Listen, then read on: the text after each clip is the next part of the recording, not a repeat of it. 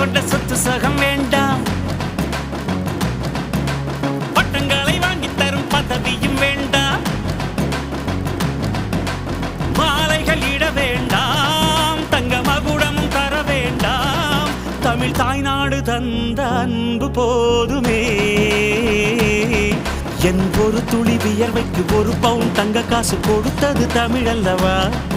என் உடல் பொருள் ஆவியை தமிழுக்கும் தமிழக்கும் கொடுப்பது முறையல்லவா? சிங்க நடை போட்டு சிகரத்தில் ஏறு,